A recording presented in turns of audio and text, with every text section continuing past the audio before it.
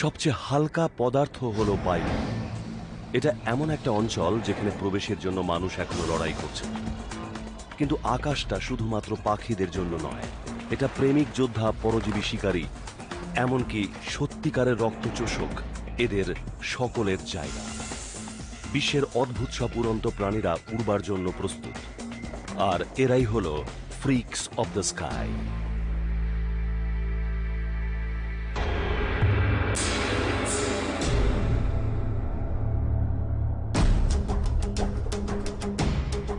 উড়তে শুরু করলে এরা কোনো সীমানা মানে না। যদি সত্যি সব ধরা দেওয়ার বাইরে যেতে হয়, তাহলে অতিরিক্ত কিছু করতে হবে আপনাকে। অনেকটা লিফটের মতো লক্ষ্য, শক্তি ও ইস্পাত কঠিন স্নায়ু। ঝাঁপ দেওয়াই হোক বা শূন্যে ভেসে থাকা, লাফিয়ে বেড়ানো অথবা শূন্যে পাড়ি দেওয়া, এইসব ক্ষেত্রে এইসব প্রাণীরা অভিকর্ষকে খুব সহজভাবে উপেক্ষা করে চলেছে, এমনকি বিশেষ করে যখন তাদের অনেকেরই ডানা নেই।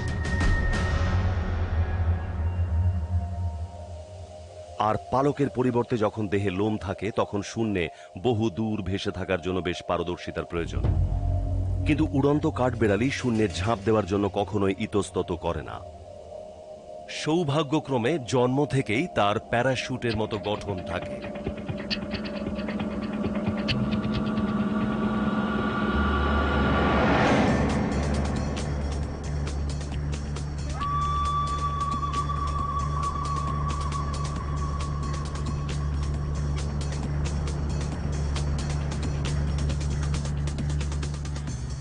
কবজি থেকে গোড়ালি অবধি একটা পর্দা প্রসারিত হয়ে কাঠবেড়ালিটাকে একটা জীবন্ত উড়োজাহাজে পরিণত করে। প্রতিটা লাফের সময় কাঠবেড়ালি তার লক্ষ্য স্থির করে, নিজের দেহকে বর্গাকারে প্রসারিত করে ঝাঁপ দেয়। তাদের কবজির সাথে যুক্ত কার্টিলেজ হাড় তাদেরকে উড়বার সময় দিক নিয়ন্ত্রণ করতে সাহায্য করে। এরা জঙ্গলের মধ্যে ঠিক ভূতের মতো উড়ে উড়ে চলাফেরা করে, আর তাদের লেজটা ভারসাম্য রাখতে সাহায্য করে। তাদের দেখে খুব ভয়ানক মনে হতে পারে, কিন্তু উড়ন্ত কাঠবেড়ালিরা অনেক কিছুকেই খুব ভয় পায়। সাপ, পেঁচা, রেকুন, এমনকি বেড়ালরাও প্রতিনিয়ত তাদের শিকার করে থাকে। কারণ যাই হোক, এই কাঠবেড়ালিরা সবসময় পালানোর ফন্দি তৈরি করে। উড়ে পালানোটা যেন তাদের একটা সহজাত জীবন বীমা। ডানাবিহীন শিকারীরা এটা করতে পারে না।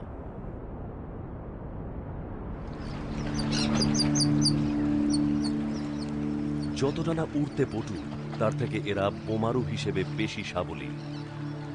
এটা এমন একটা অস্ত্র যার একটাই লক্ষ্য, সামুদ্রিক খাবার।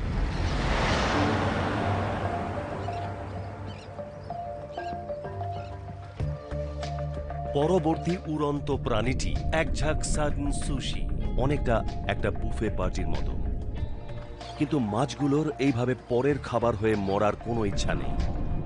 টুনা, ডলফিন প্রভৃতি শিকারীদের দ্বারা একা শিকার হওয়ার ঘটনা এড়াতে সার্ডিন মাছেরা একসাথে দল বেঁধে থাকে, যেটাকে পেইট বল বলা হয়।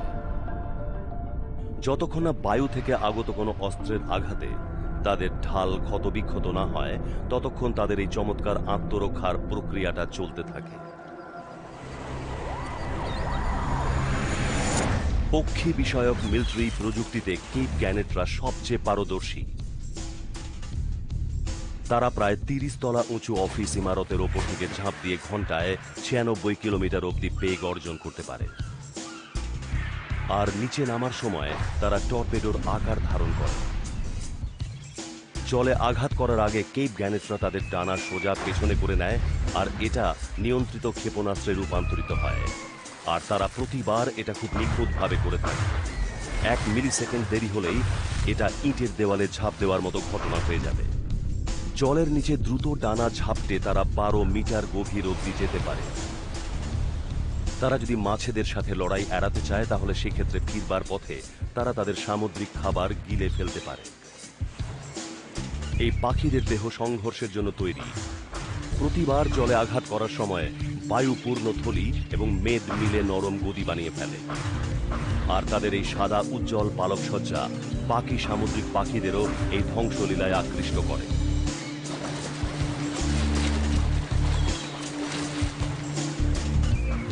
এই বায়ুসেনা ও জলসেনার সামনে পড়ে সার্ডিন মাছের ঝাঁক গুলিতে পরিণত হয়।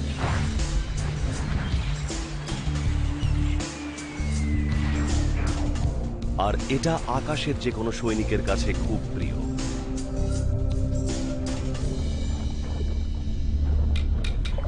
উর্বর প্রক্রিয়া বহাল রাখার জন্য এদের প্রচুর খাবার খেতে হয়। নিজেদের আগুনে খিদের জ্বালানি সরবরাহ করতে এই উড়ন্ত প্রাণীদের অতিরিক্ত খাবারের প্রয়োজন পড়ে। আপনি একবার ভাবুন যে রোজ খেয়েও কিভাবে দেহের ওজন 28 গ্রামের কম হয়ে থাকে। এটাই হামিংবার্ডের বিশেষ খাদ্যরীতি। এরা যদি মানুষের আকারের হতো তাহলে রোজ এদের 155,000 ক্যালোরি খাবার লাগত।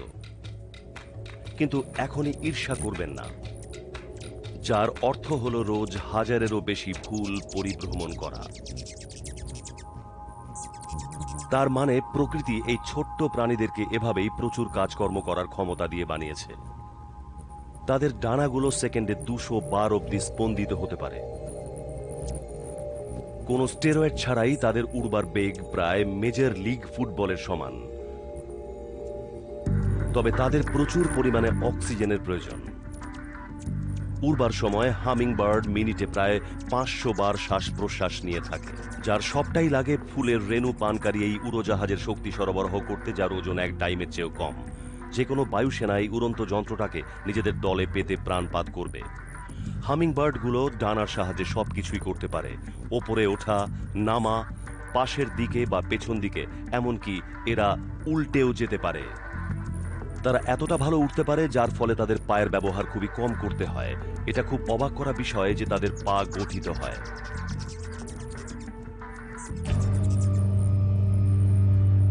আর এটা আরো আশ্চর্যের বিষয় যে বায়ুতে বিচরণকারী এই স্তন্যপায়ী প্রাণীর ডানা তৈরি হয়।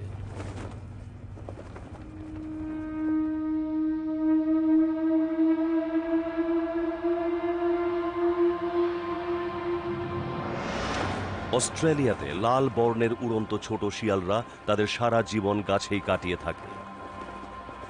সেজন্য এক জোড়া ভালো ডানার খুবই দরকার। এগুলো ঠিক সত্যিকারের ডানা নয়, অনেকটা হাতের মতোই। এটা হলো জালকের মতো আঙুল সমন্বিত 1 মিটার চওড়া ভিন্ন প্রকৃতির হাত। বাতাসে এই নমনীয় আঙুলগুলোর মধ্যবর্তী পর্দাকে প্রসারিত করে তারা তাদের দিক ও অবস্থান নিয়ন্ত্রণ করে থাকে। আর এদের সাহায্যে এক স্থান থেকে অন্যত্র যাওয়া খুবই সহজ হয়।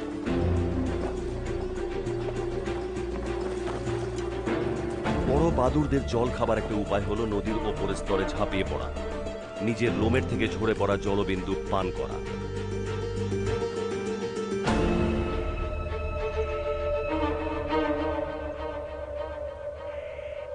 কিন্তু একটা ভুল পদক্ষেপ আর জলতলের নিচে প্রচুর শিকারীরা শিকারের জন্য ওত পেতে আছে।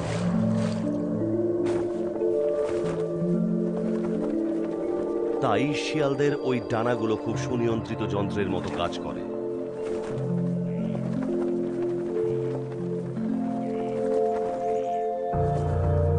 তারা ওই হাতগুলোকে চেটে লড়াইয়ের জন্য প্রস্তুত রাখে।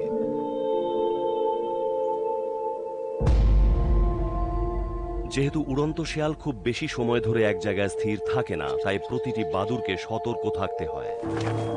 তাদের শুধু হাতগুলো জলের বাইরে রাখতে হয়।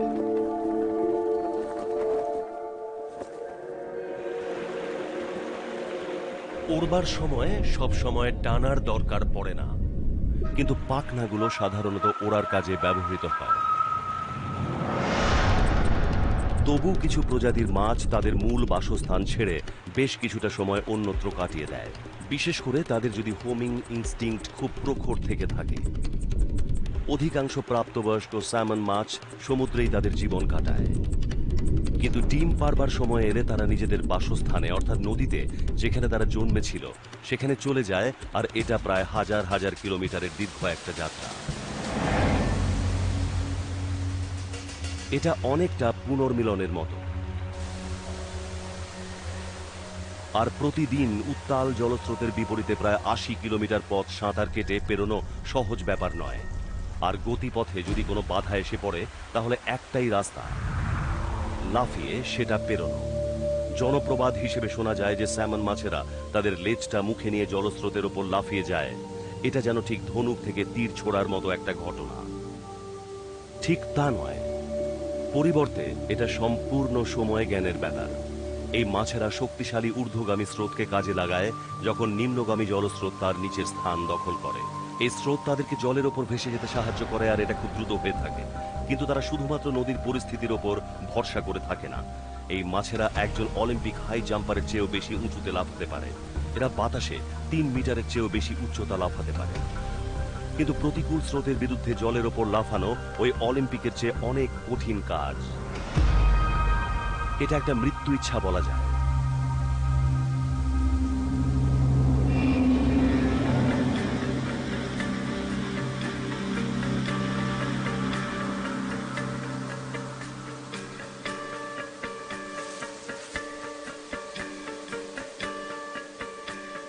যখন স্যামন মাছেরা দৌড়ায় তখন সবচেয়ে ধীর গতির শিকারীরাও তাদের সহজেই ধরে ফেলতে পারে।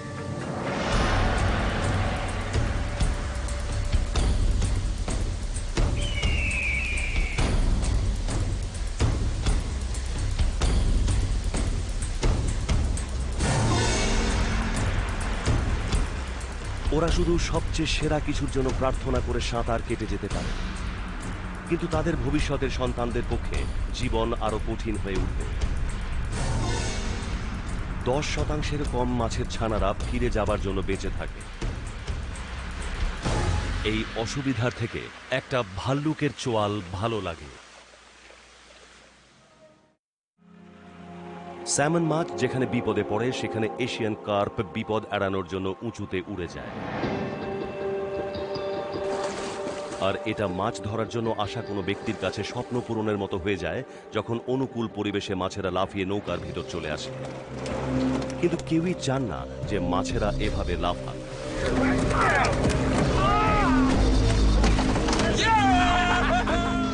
এশিয়ান কার্পের ওজন 22 কিলোগ্রামেরও বেশি হতে পারে। এটা লাফিয়ে মুখের কাছে চলে আসা কোনো মজার ঘটনা নয়। এই ধাক্কাগুলো নাক ভেঙে ফেলে এবং মানুষদের ছিটকে ফেলে দেয়। এমনকি বাইরের মোটরের শব্দ ও জলের বুদবুদকেও এই মাছেরা ভয় পায়। আর এই মাছেদের ক্ষেত্রে ভয় পাওয়ার অর্থই হলো পালানো।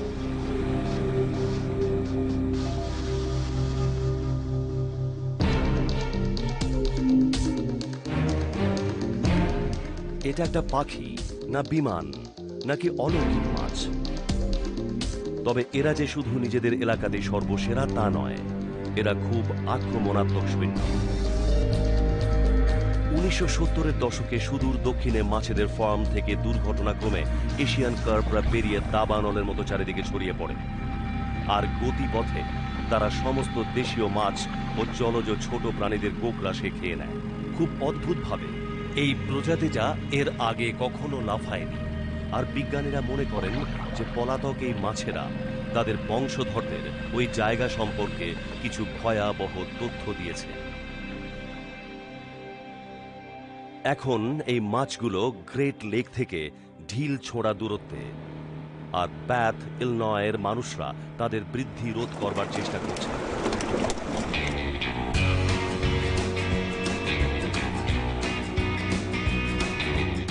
প্রতি বছর তারা একটা বিশাল মাছ ধরবার প্রতিযোগিতার আয়োজন করেন। সেখানে একটাই নিয়ম, কোনো ছিপ ব্যবহার করা যাবে না। আর একটাই উদ্দেশ্য, যত বেশি সংখ্যক এই আক্রমণাত্মক মাছেদের জাল বন্দী করা যায়।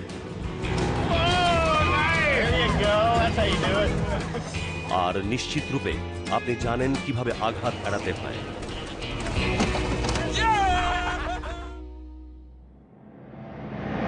কারণ এই জঙ্গলে এই দক্ষতাটা আপনার খুব কাজে লাগবে।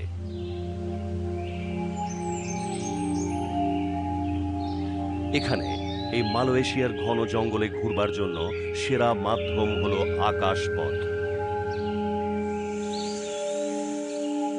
এমনকি আপনার যদি ডানা না থাকে তবু।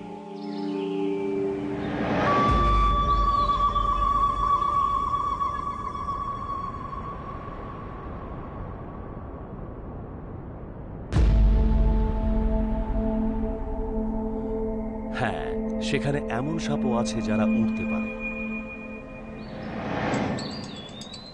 আসলে তারা লাফিয়ে হাওয়ায় ভাসে। গাছে বসবাসকারী এই জাতীয় সাপেরা তাদের সর্পিল দেহের সাহায্যে এক গাছ থেকে অন্য গাছে লাফিয়ে যেতে পারে, এমনকি গাছের ওপর থেকেও মাটিতে ভেসে নেমে পড়তে পারে। কিন্তু তারা শাখার প্রান্ত ভাগ অব্দি সর্পিল গতিতে চলে লাফ দেয় না। আর এরা যখন উড়ান নেয় তখন এই সরীসৃপদের পাঁজর থেকে হাওয়া বেরিয়ে যাওয়ায় সেটা প্রসারিত হয়ে চ্যাপ্টা আকার ধারণ করে, আর এই দেহটাকে বায়ুচালিত যানের ডানাতে রূপান্তরিত করে দেয়। এই সাপেরা কোনো বিমানের ওপর নেই, এরা নিজেরাই যেন বিমান, আর তারা মোটেই খারাপ পাইলট নয়। উড়বার সময় সাপ তার দেহটাকে ইংরেজি এস অক্ষরের মতো করে ফেলে, আর শরীরের সামনের অংশ থেকে পিছনে বায়ু পরিচালনা করে, যেটা এটাকে উড়তে সাহায্য করে।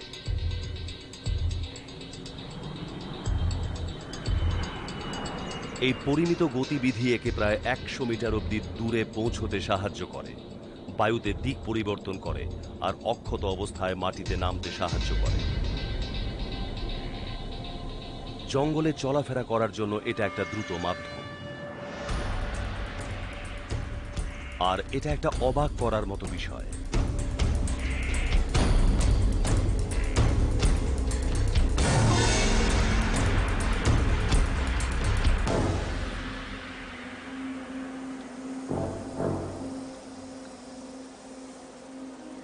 কিন্তু অনেক সময় শিকার যোগ্য প্রাণীরা আকাশে ভেসে থাকতে পারে।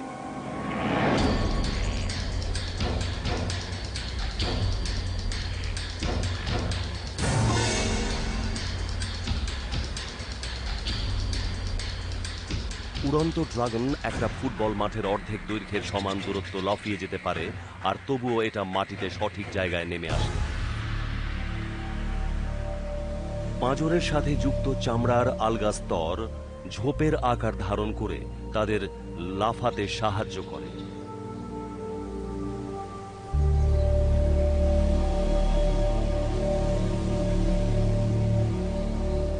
মাটিতে একটু বেখাপ্পা হলেও শিকারীদের হাত থেকে এদের বাঁচার একমাত্র রাস্তা হলো লাফিয়ে পালানো।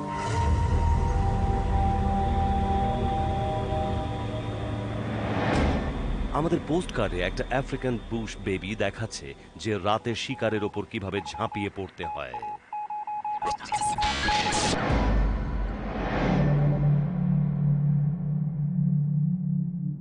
এর দেহের 1/3 লাফানোর জন্য সেভাবে তৈরি হয়েছে, আর একটা লাফেই সে আকাশে ভেসে পড়তে পারে। কিন্তু এই বুশ বেবি একটা ভালো লম্ফনকারীর চেয়েও আরো বেশি কিছু। এটা অনেকটা একটা গুটিয়ে থাকা স্প্রিং এর মতো, যেটা ছিটকে বেরোনোর জন্য প্রস্তুত।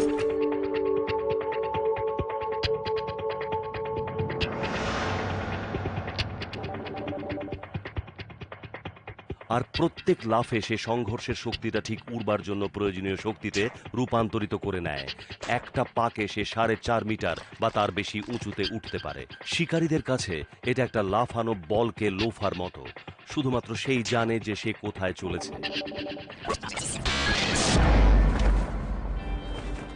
উড়বার সময় খাওয়াটা সব ক্ষেত্রে সহজ নয়, আর এখানে যে ধরনের খাদ্য পাওয়া যায় সেগুলো ধরাও খুব কঠিন। ফলে বায়ুর এই শিকারীরা নিজেদের বাঁচিয়ে রাখার জন্য বেশ কিছু অসাধারণ উপায় বের করেছে। আকাশের অধিকাংশ শিকারী বিদ্যুৎ গতির প্রতিক্রিয়া ধারালো নখ, দাঁত বা থাবার জোরেই বেঁচে থাকে। কিন্তু কিছু শিকারী আবার শিকারকে ঘরে আনার জন্য আরো অদ্ভুত পথ অবলম্বন করে। যেমন এই চিল জাতীয় বড় পাখিটা। সে অনেকটা ছোট এবং মিষ্টি গান গাওয়া পাখির মতো দেখতে হতে পারে, কিন্তু এই নিষ্ঠুর শিকারীটা রক্তচোষা ঘাতকের চেয়েও বেশি শিকারকে তীক্ষ্ণ নখ দিয়ে বিদ্ধ করতে পারে। এই চিল জাতীয় পাখিটা ছোট সরীসৃপ, পাখি এবং কীট পতঙ্গ খেয়ে থাকে। আর সে যখন ভালোভাবে একটা আহার সম্পন্ন করতে চায়, তখন তার শিকারকে সে অ্যাকাসিয়া গাছে নিয়ে গিয়ে তার কাঁটার ওপর গেঁথে ফেলে।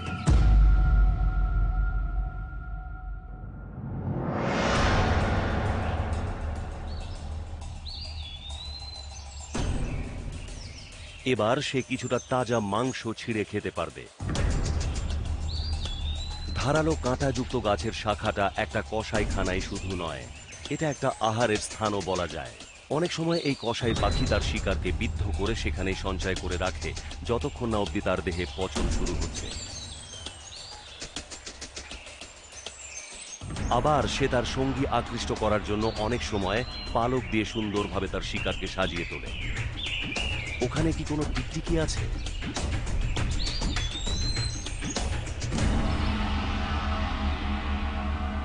অদ্ভুত এই উড়ন্ত প্রাণীদের মধ্যে অনেকের খাদ্য তালিকাতে আবার মাংস থাকে না।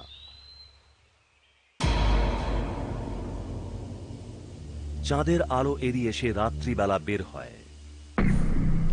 তার একটা মাত্র জিনিসই খাবার ইচ্ছা, আর তার খাদ্য তালিকায় সেই একমাত্র বস্তুটা হলো আপনার রক্ত। এই রক্তচোষা বাদুড় কোনো রূপকথার প্রাণী নয়, বাস্তবেই এর অস্তিত্ব রয়েছে।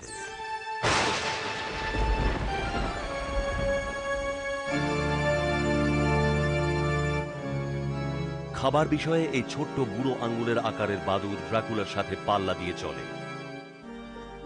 এটা একটা স্তন্যপায়ী প্রাণী যে শুধুমাত্র রক্ত পান করেই বেঁচে থাকে। একটা অসতর্ক গরু এর পক্ষে একটা আদর্শ শিকার। প্রথমে মাটির ওপর খুব সন্তর্পণে সে এগিয়ে যায়। রক্তচোষক বাদুড়েরা তাদের বুড়ো আঙ্গুলের ওপর ভর দিয়ে খরগোশের মতো লাফিয়ে চলতে পারে। শিকারের গোড়ালি এবং কান হলো তাদের প্রধান লক্ষ্য। শুধু একটা দ্রুত কামড় আর তারপরে এদের ভোজন শুরু হয়ে যায়। এই রক্তচোষক বাদুড়দের চোয়ালের ওপর নিশ্চিত রূপে বিষাক্ত ধারালো দাঁত থাকে, আর কিছু বুঝে ওঠার আগেই এগুলো তার শিকারকে খুব সুচারুভাবে কেটে ফেলতে পারে। বাদুড়ের লালাতে উপস্থিত তঞ্চন রোধকারী পদার্থ রক্ত জমাট বাঁধাকে প্রতিহত করে। তারা মোটেই রক্ত চোষে না, তারা রক্ত পান করে, আর রক্ত এদের খুব প্রিয়। কোনো রক্তচোষা বাদুড় যদি একটা রাত তার আহার সংগ্রহ করতে না পারে তাহলে হয়তো সে মারা যাবে। এই বাদুড়ের পান করে নেওয়া রক্তক্ষরণে কারো মৃত্যু হয় না, কিন্তু এরা মারতেও পারে। এই রক্তপানকারী বাদুড়ের মধ্যে সংক্রামিত রেবিস রোগে আক্রান্ত হয়ে প্রতি বছর প্রায় কয়েক মিলিয়ন ডলারের গবাদি পশু মারা যায়। এটা অলৌকিক ঘটনা না হলেও বেশ ভয়ানক।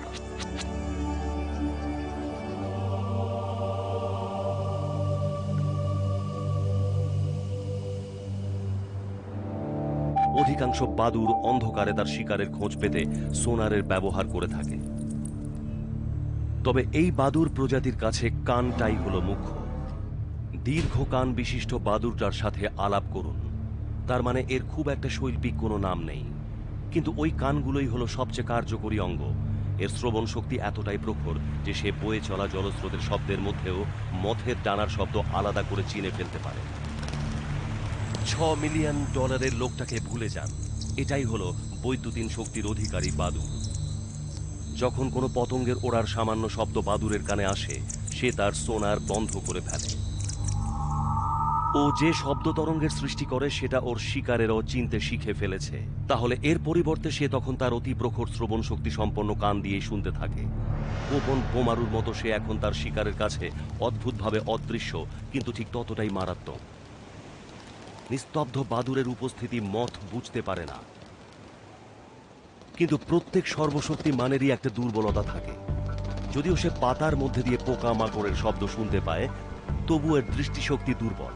আসলে বাদুড় তার শিকারকে দেখতেই পায় না, আর এর ফলে সে শিকার ধরার জন্য অনেক সময় ভুল দিকে উড়ে যায়। যতক্ষণ পোকাটা স্থির আছে ততক্ষণ পর্যন্ত তাকে বাদুড় খুঁজে পাবে না, কিন্তু এটাও চিরকালের জন্য স্থির থাকতে পারে না, আর একটা ডানা ঝাপটালেই ওর রাতের খাবার পরিবেশিত হয়ে যায়।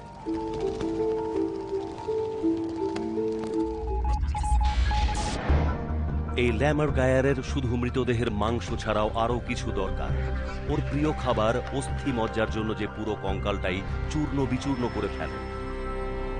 3 মিটার দীর্ঘ ডানাযুক্ত ল্যামারগায়ার বিশ্বের সর্ববৃহৎ পাখিগুলোর মধ্যে একটা, কিন্তু এই বড় দৈত্যাকার ডানাগুলো হাড় ভাঙতে পারে না। তাহলে সমাধান, একটা বড় হাড় নিয়ে ধারালো কোনো পাথুরে জায়গা খুঁজে নিন আর উঁচুতে উঠে সেটা ফেলে দিন।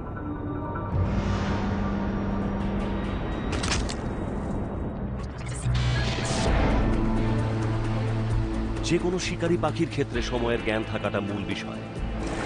আপনার শিকারকে তুলে নিয়ে আপনি সরে যেতে পারলেই কাজ শেষ। রাতের খাবার পরিবেশিত হয়ে গেল। তারা যত দ্রুত উঠতে পারুক না কেন, তাদের চেয়েও দ্রুততর প্রাণী এখানে সবসময় দেখতে পাবেন। আর তারা আরো দ্রুত কাজ করতে পারে এবং আরো মারাত্মক। তাহলে নিয়মিত উঠতে পারা এই প্রাণীদের করণীয় কি? খাবার আঘাত প্রতিহত করবার মতো আত্মরক্ষা গড়ে তোলা। মেক্সিকোর লেজহীন বাদুড়েরা একসাথে থাকাকেই নিরাপদ বলে মনে করে। তারা সন্ধ্যার সময় বের হয়। প্রথমে কম সংখ্যক বেরিয়ে আসে, তারপর এটা হাজার হাজার হয়ে যায়, আর এরপরে প্রায় 10 লক্ষের মতো।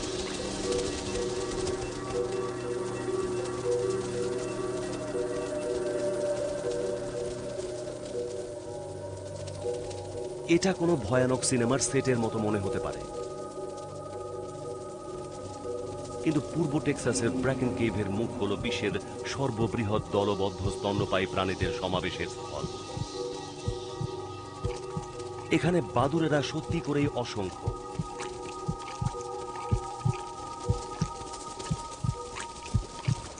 মার্চ থেকে অক্টোবরের মধ্যে এখানে প্রায় 2 কোটি বাদুড় বিশ্রাম, আহার এবং প্রজনন করে।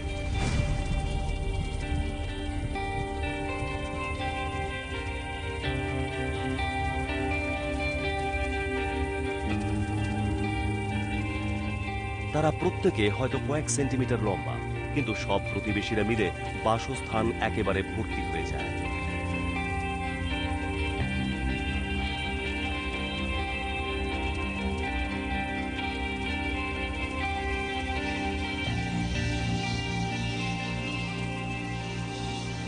এই বাদুড়দের ভিড়ে কোনো অসুবিধা হয় না।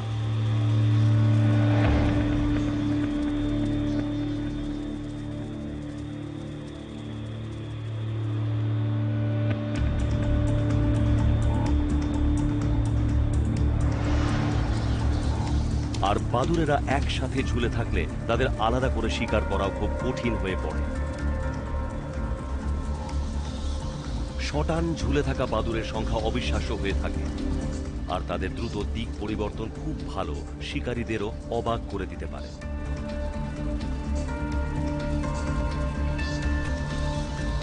ভিড়ের নিয়মই এটা। বাদুড়েরা একে অন্যকে নিয়ে থাকতে পারে, কিন্তু শিকারীদের হাত থেকে আত্মরক্ষার জন্য এই বাবুই পাখিদের একটা সম্পূর্ণ আলাদা কৌশল আছে। এদের বাসায় দুর্দান্ত একটা আত্মরক্ষার ব্যবস্থা আছে। একটা ভালো বাসা থাকার সাথে তার অবস্থানটাও বেশ গুরুত্বপূর্ণ। ও একটা অ্যাকাসিয়া গাছ বেছে নিয়েছে, যেখানে সম্ভাব্য যা যা প্রয়োজনীয় তার সবই আছে।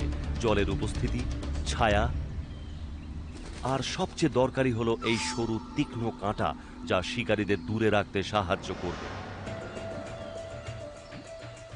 প্রথাগতভাবে তৈরি এই বাসাটা মোটেই খারাপ নয়।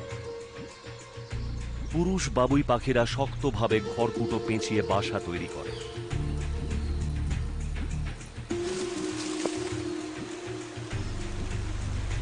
আর যদি মহিলা পাখির এই নকশা পছন্দ হয়, তাহলে সে বাসায় ঢুকে পড়ে। বাবুই পাখিরা তাদের জীবন নিরাপদ করার জন্য তাদের বাসা বানানোর দক্ষতার উপর নির্ভর করে থাকে।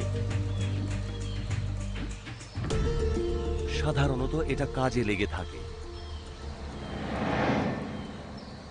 কিন্তু তা বলে এটা শিকারীদের আক্রমণের চেষ্টা আটকাতে পারে না। এই চিৎকার ও কোলাহলপূর্ণ পরিবেশ বেশ কিছু অযাচিত ঘটনা ডেকে আনছে। এই সাপটার প্রাতরাশের জন্য ডিমের দরকার। এটা যখন সতর্কভাবে কাঁটা এড়িয়ে পাখির বাসার দিকে চলে আসে, তখন বাবুই পাখি অ্যালার্মের মতো তারস্বরে শব্দ করতে থাকে। কয়েকটা সুদক্ষ পদক্ষেপে এই পাখি তার শত্রুকে বোকা বানিয়ে ফেলে।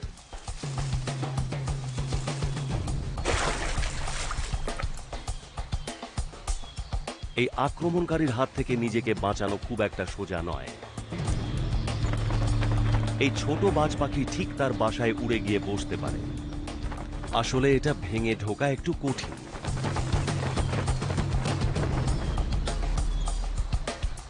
কিন্তু নখ পায়ে একটা ছোটখাটো ভুলেই সব ডিমগুলো নষ্ট হয়ে যাবে।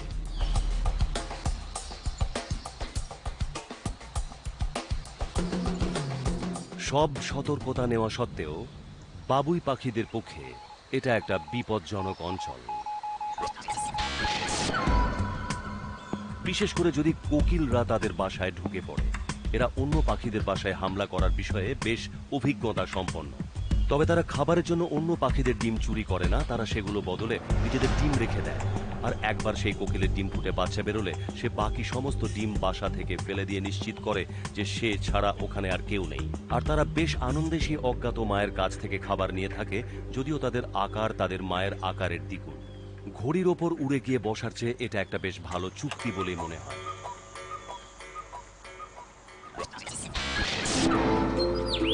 আকাশের জগতে মিলন ঘটানোর জন্য নাচ, গান, শীত বা সুগন্ধ কিছু না কিছুর প্রদর্শন করতেই হয়। কিন্তু ডিমে তা দিয়ে পরবর্তী প্রজন্মের সৃষ্টি করতে সফল হওয়ার জন্য এই উড়ন্ত গায়ক পাখিদের বেশ চতুর হওয়া প্রয়োজন।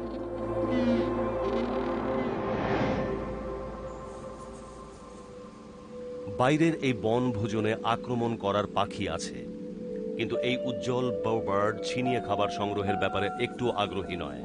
ও নিজের ভালোবাসার জন্য খড়কুটো চুরি করছে। অস্ট্রেলিয়ার এই গায়ক পাখিটা কৌশলে মহিলা পাখিকে তার বাসাতে আনবার জন্যই জীবন ধারণ করে। ছোট লাঠি দিয়ে এই জায়গাটা বানানোর একটাই উদ্দেশ্য, সেটা হলো মহিলা পাখিটার সাথে মিলিত হওয়া।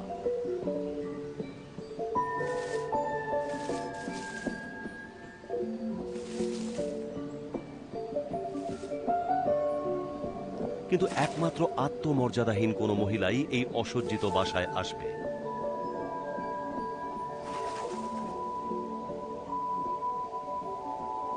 তাকে পুনরায় সাজাতে হবে। আর সে জানে যে মহিলারা কি পছন্দ করে। তাদের প্রিয় রং হলো নীল। মহিলা পাখিটা ঠিক মতো প্রভাবিত হয়নি। তার মন জয় করার জন্য তাকে চেষ্টার মাত্রা বাড়াতে হবে।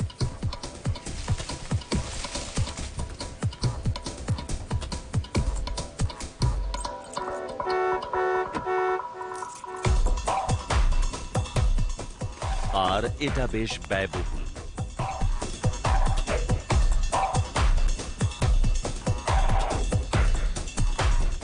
শেষ অবধি মহিলাটি তার প্রেমিকের বাসায় ঢুকতে রাজি হয়। পুরুষ বার্ডরা মিলনের জন্য দীর্ঘক্ষণ একটা নৃত্য পরিবেশন করে থাকে, কিন্তু এই মহিলাটার জন্য একটা বলয় চুক্তিটা স্থির করে দেয়।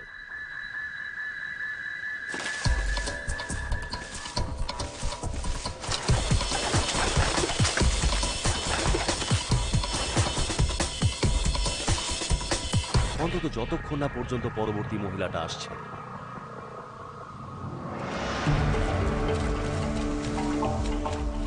আর প্রণয়ের ক্ষেত্রে বেশিরভাগ মহিলা পাখিরা পুরুষদের গুণের চেয়ে বাহ্যিক আড়ম্বরটাই বেশি পছন্দ করে। পাখিদের জগতে বস্তুত ঝকঝকে পালক বা দেখনদারিটাই আসল। একটা পাখি কোনো অলৌকিক উপায়ে মোটেই তার সঙ্গীকে পায় না। সেটা পাখিদের এই ক্যাসানোভাকেই জিজ্ঞাসা করা যায়। প্রায় 50-এরও বেশি প্রজাতির এই ছোট সুন্দর পাখিদের সকলেই মহিলাকে পাওয়ার জন্য পাগল। সঙ্গমের সময় উজ্জ্বল বর্ণের পুরুষেরা নিজেদের লেকের উপর নির্ভরশীল, তখন পাখিটার মূল্য ওই একটা আঁচড়ের সমান, একটা শাখা নৃত্যের অঙ্গন হিসেবে কাজ করে।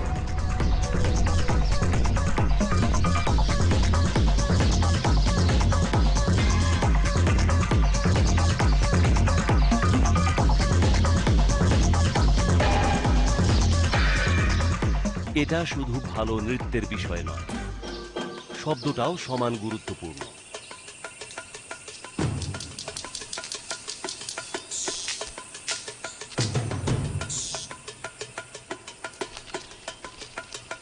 এই গুনগুন বা বনবন শব্দ হয়তো মহিলাদের দৃষ্টি আকর্ষণ করতে পারে, কিন্তু এই আওয়াজটা অন্য পুরুষদেরকেও সতর্ক করে দেয়। সরে যাও, ও আমার। আর যদি সবকিছু ব্যর্থ হয়, তাহলে পায়ের কাজ দেখাতে হবে। এই প্রতিযোগিতাটা এতটাই কঠিন যে শুধুমাত্র প্রথম সারির পুরুষরাই মিলিত হতে পারে।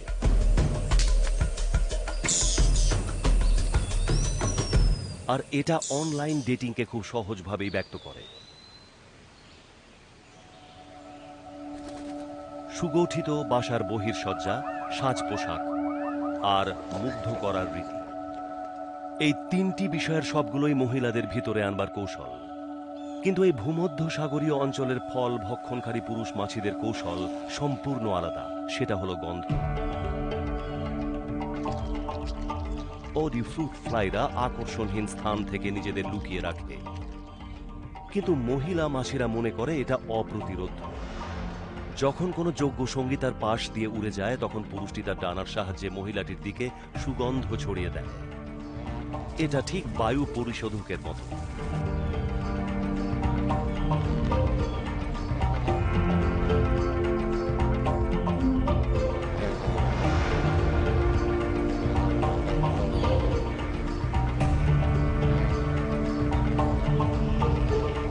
দুর্ভাগ্যবশত তার সুগন্ধ ফল ভক্ষণকারী মাছিদের এবং আরো অন্যদেরও আকৃষ্ট করে।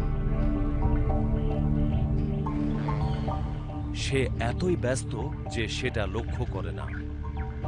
শিকারী বোলতা এই ফল ভক্ষণকারী মাছির সুগন্ধ এবং মাংস দুইই পছন্দ করে।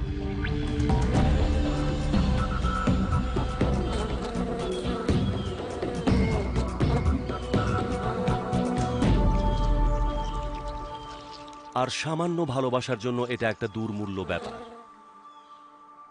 এমন অনেক উড়ন্ত প্রাণী আছে যাদের সঙ্গীকে খোঁজার জন্য নিচ থেকে সুগন্ধ ছড়াতে হয় না। তারা আরো একটা ভিন্ন প্রথাগত কৌশল ব্যবহার করে, সেটা হলো গান। প্রতিটা রক স্টারেরই নিজস্ব একটা দল থাকে, কিন্তু যখন পুরুষ লায়ার বার্ড মঞ্চ অধিকার করে, তখন সে এই আকর্ষণ করার সঙ্গীতকে একটা আলাদা মাত্রা দেয়।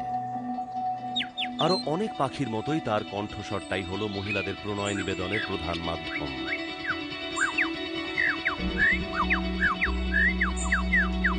৭১ সেন্টিমিটার দীর্ঘ ওই উজ্জ্বল পালকগুলো কিন্তু উপেক্ষণীয় নয়। তবে মহিলাদের কাছে আকৃষ্ট করে ওই পালক সজ্জার প্রশংসা কুড়াবার জন্য তাদের হৃদয় দিয়ে গান গাইতে হবে।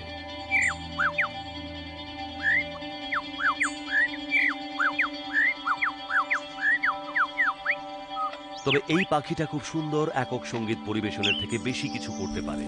ওর একটা খুব আনন্দমুখর দল আছে। ও একটা গানে ২০টারও বেশি ভিন্ন প্রজাতির পাখিদের শব্দ নকল করতে পারে। যত কঠিন তত ভালো, ঠিক কুকেবার্ডের মতো।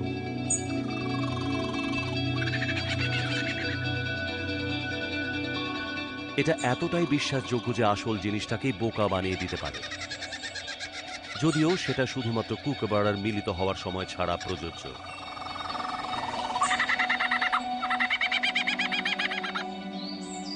কিন্তু পাখিদের ওকে নকল করে এই পুরুষ থেমে থাকে না। নিজের যোগ্য সঙ্গীকে মুগ্ধ করার জন্য সে তার অনুপ্রেরণাদাতাকেও ছাপিয়ে যায়। ওটা একটা ক্যামেরার শাটারের শব্দ, আর শুধু দেখানোর জন্য সে ক্যামেরার মোটর ড্রাইভটা যুক্ত করে। এখন সে সত্যিকারের একটা বিখ্যাত প্রাণীর গোপন চিত্রগ্রাহক। এই সুন্দর লায়ার বার্ড জঙ্গলে তার চারপাশে যেসব শব্দ শুনে থাকে তার সবই নকল করতে পারে, যদিও সে জঙ্গলে মানুষের দ্বারা সৃষ্ট আওয়াজ খুবই কম নকল করে। কিন্তু যখন সে তার ছন্দ পেয়ে যায়, তখন সত্যি তার সীমা ছাড়িয়ে যায়। কোনো গাড়ির অ্যালার্মের শব্দ,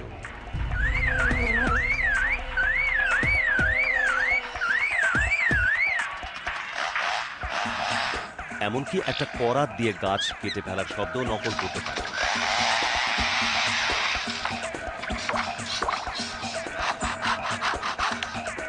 তার হয়তো একটু রোমান্টিক কোনো কিছুর সাথে বেশি যুক্ত থাকা উচিত।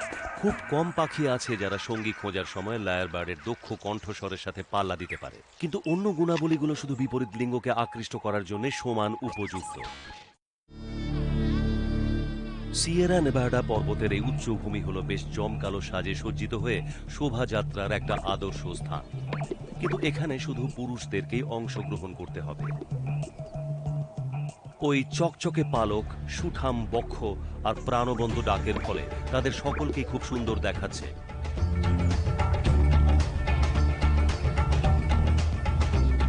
কিন্তু এই বিচারকরা পক্ষী জগতের পরবর্তী আদর্শ পাখিকে নির্বাচন করছে না, তারা এর থেকে কম কিছু একটা খুঁজে চলেছে, একটা পরিষ্কার ও সুস্থ দেহের পাখি। পুরুষেরা যখন সদম্ভে বিচরণ করতে থাকে,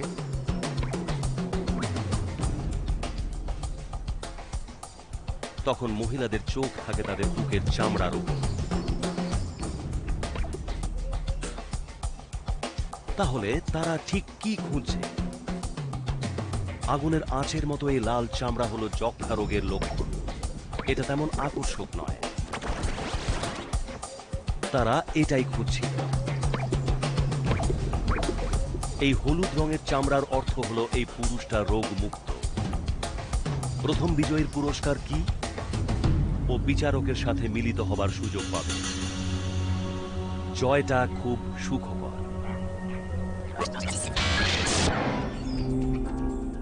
তা দিয়ে ডিম ফোটানো থেকে শুরু করে বাচ্চার পরিচর্যা করা বা পাকস্থলী থেকে নিজের খাবার তুলে এনে তাদের খাওয়ানো, এসবের জন্য বাবা মা হিসেবে যথেষ্ট আত্মত্যাগ করা দরকার।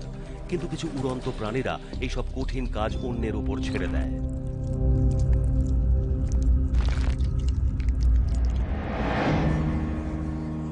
মাছিরা অন্য কোনো পতঙ্গের দেহে ডিম পাড়ে, যাদের ভেক্টর বলা হয়, আর তারা সেই ডিমগুলো অন্য জায়গায় বয়ে নিয়ে যায়। যখন এই বাহক কোনো বড় প্রাণীকে কামড়ায়, যেমন গরু, তখন ডিমগুলো এই নতুন প্রাণীর দেহে প্রবেশ করে আর তার চামড়ার আড়ালে থাকে। এই লার্ভা চামড়ার নিচে মাসের পর মাস বহাল তবিয়তে থেকে যায়। এটা এই ছোট পরজীবীর জন্য খুব একটা সুন্দর আর নিরাপদ জায়গা, কিন্তু অজ্ঞাত ধারকের কাছে এটা মোটেই মজার ব্যাপার নয়। বিশেষত যখন এই পোকা কোনো অস্বস্তিকর জায়গায় আশ্রয় নেয়।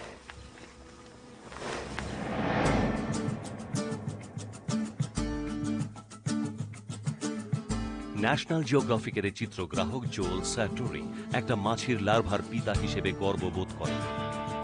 তিনি ঠিক জানতেন না যে তিনি কখন বাবা হয়েছেন, কিন্তু দীর্ঘক্ষণ এটার সাথে কাটালে তখনই এটা বোঝা যাবে। এটা একটা সুকৃত। তিনি অনেক কাছ থেকে ছবি তুলেছেন, কিন্তু কখনোই ভাবেননি যে তিনি কতটা কাছে চলে আসবেন। এটা একটা বড় সুকৃত। এখানে হ্যাঁ, একটা সুকৃত। প্রথাগত পদ্ধতি অনুসারে লার্ভার শ্বাসকার্য চালাবার ছিদ্রটা চিপে দেওয়া হয়, যাতে এর মাথাটা বেরিয়ে আসতে পারে, আর তারপর একে ধরে টেনে বের করা হয়। বট মাছির মতো জীবের পরজীবী লার্ভা শরীরের যে কোনো অংশে, এমনকি মাথার খুলির চামড়াতেও থাকতে পারে। ভ্যানেসা নামের এই মহিলার সাথেই অস্বাভাবিক ঘটনা ঘটে। তিনি বেলিজ থেকে স্মারক হিসেবে এই অযাচিত সঙ্গীকে বয়ে নিয়ে আসেন। হে ঈশ্বর, উনি এটা দেখতে পেয়েছিলেন। তার মাথায় একটা ছাড় পোকা। প্রথমে সে এটা বের করার চেষ্টা করে, কিন্তু কোনো লাভ হয় না। পরে উচ্চ প্রযুক্তি সম্পন্ন ডাক্তারি পদ্ধতিতে লার্ভার শ্বাস ছিদ্র ঢেকে চাপ দিয়ে পোকাটা বের করা হয়। এটা প্রায় আটকে গিয়েছিল। সেই রকমই ব্যাপার।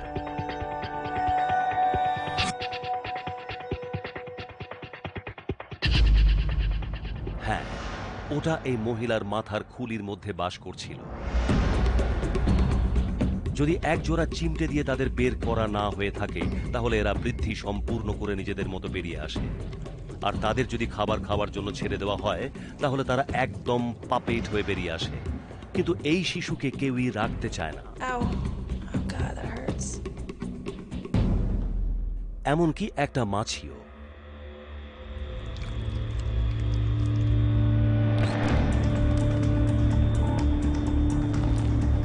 যখন এটা বন্য, অস্বাভাবিক, চাতুর্যপূর্ণ ব্যাপারের কথা হয়, তাহলে আকাশে এর কোনো হিসাব নেই। এই দুনিয়াতে প্রবেশের একটাই শর্ত, সেটা হলো আকাশে ভ্রমণ করা। তারা লাফাক, ঝাঁপ দিক, শূন্যে ভেসে বেড়াক, বা যাই হোক, তবু বিশ্বের সবচেয়ে আশ্চর্য কিছু প্রাণীরা অনেক উঁচুতে উঠতে ভালোবাসে। তাহলে ওপরে তাকান, আকাশের অদ্ভুত সব উড়ন্ত প্রাণীরা চারপাশেই রয়েছে, আর তারা আপনার একেবারে মাথার উপরেও চলে আসতে পারে।